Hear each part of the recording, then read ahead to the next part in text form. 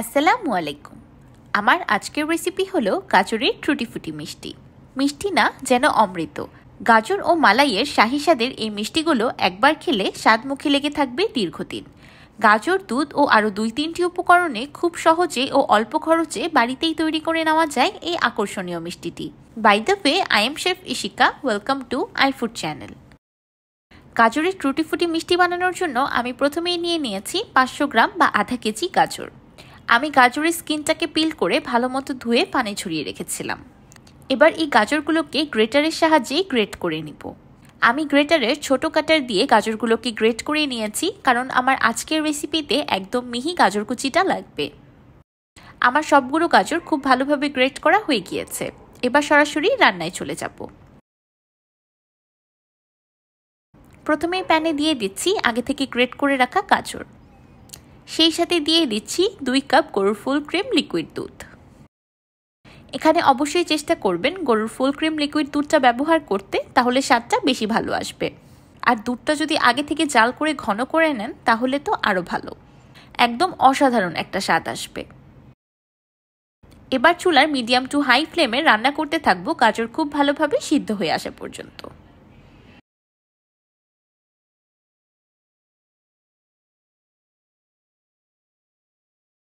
আমি এই পর্যায়ে 1/4 চা চামচ অরেঞ্জ ফুড কালার দিয়ে দিচ্ছি।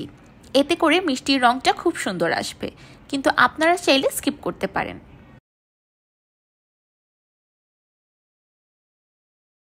এবার দিয়ে দিচ্ছি 1/4 চা চামচ লবণ। যে কোনো মিষ্টি জাতীয় খাবারে অল্প একটু লবণ অ্যাড করলে মিষ্টিটা আরও বেশি ইনহ্যান্স হয়, তখন খেতে বেশি ভালো লাগে। যখন গাজর খুব ভালোভাবে সিদ্ধ হয়ে যাবে আর দুধও অনেকটা শুকিয়ে আসবে, তখন একটি ম্যাশারের সাহায্যে গাজরগুলোকে ম্যাশ করে নিব। এবার দিয়ে দিচ্ছি 1/2 কাপ চিনি।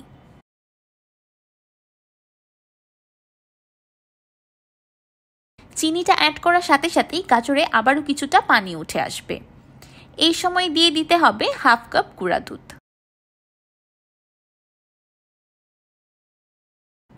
সেই সাথে 1/4 চা চামচ দারুচিনি গুঁড়ো।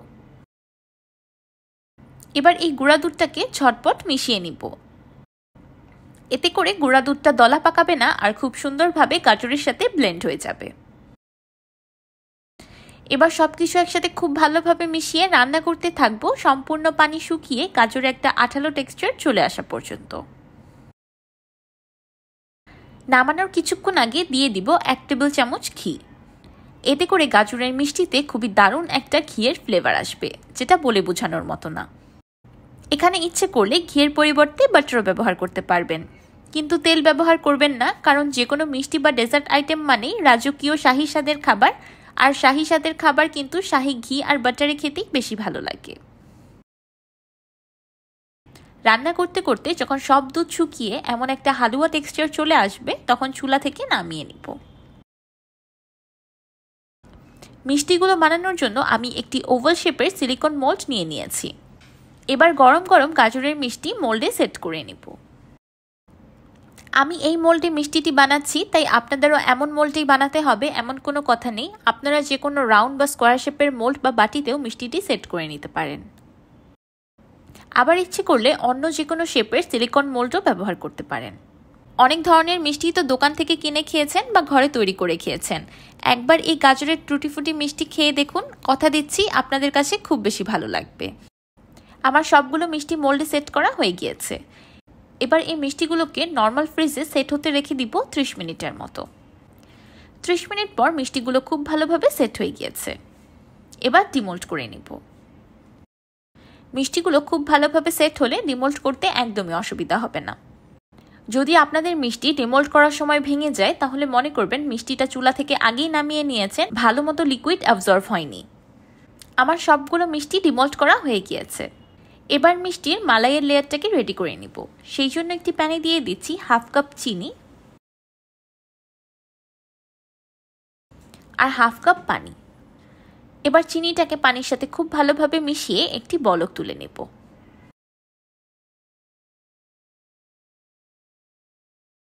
চিনির পানিতে বলক চলে আসলে দিয়ে দিব 1 কাপ গুঁড়া দুধ। গুঁড়া দুধটা দেওয়ার সাথে সাথে নেড়েচেড়ে খুব ভালোভাবে মিশিয়ে নিতে হবে, না হলে দলা পাকিয়ে যাবে। আর গুঁড়া দুধ অ্যাড করার পর চুলার ফ্লেমটাকেও লো করে দিতে হবে, না হলে দ্রুত শুকিয়ে তলানিতে লেগে যাবে। এই পর্যায়ে দিয়ে দিব 1 টেবিল চামচ ঘি। এবার এই মালাইটাকে চুলার মিডিয়াম ফ্লেমে রান্না করতে থাকবো একটা আঠালো টেক্সচার চলে আসা পর্যন্ত। মিষ্টি খেতে ইচ্ছে করুক আর মেহমান আসুক, এখন আর দোকান থেকে মিষ্টি কিনে খাওয়ার কোনো প্রয়োজন নেই। ঘরেই গাজর আর দুধ দিয়ে তৈরি করে নেবেন এই অসাধারণ স্বাদের মিষ্টিগুলো।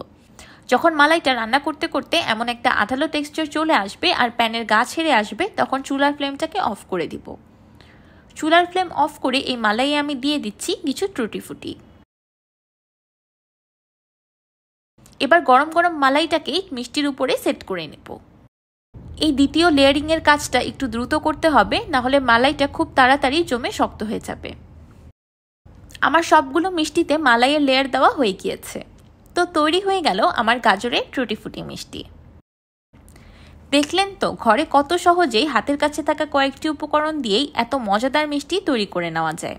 এত আকর্ষণীয় ও লোভনীয় মিষ্টি যদি বাসায় তৈরি করে নেওয়া যায়, তাহলে দোকানের মিষ্টি কিনে খাওয়ার কোনো প্রয়োজন নেই। এই মিষ্টি যদি দোকানে কিনতে পাওয়া যেত, তাহলে মনে হয় আমি রোজই কিনে খেতাম। গাজরের হালুয়া খেয়ে আমরা অনেকেই অভ্যস্ত, এমনকি গাজরের হালুয়া আমাদের অনেকের প্রিয়। কিন্তু গাজরের মিষ্টি কিন্তু তেমন একটা খাওয়া হয় না। একবার এই গাজরের মিষ্টি বানিয়ে খেলে এই মিষ্টির ফ্যান হয়ে যাবেন আর বারবার বানিয়ে খাবেন। এই মিষ্টিগুলো খেতে কতটা মজার সেটা বলে বোঝানোর মতো না, মুখে দিতে একদম মিলিয়ে যাবে। মিষ্টিগুলো খাওয়ার সময় যখন দাঁতের নিচে টুটি ফুটি পড়ে, তখন খেতে অসাধারণ লাগে। আমার আজকের এই গাজরের টুটি ফুটি মিষ্টির রেসিপিটি আপনাদের কাছে কেমন লাগলো আমাকে অবশ্যই কমেন্ট করে জানাবেন। ভিডিওটি ভালো লাগলে একটি লাইক দিবেন আর আমার চ্যানেল সাবস্ক্রাইব করে আমার চ্যানেলের পাশেই থাকবেন। আল্লাহ হাফেজ।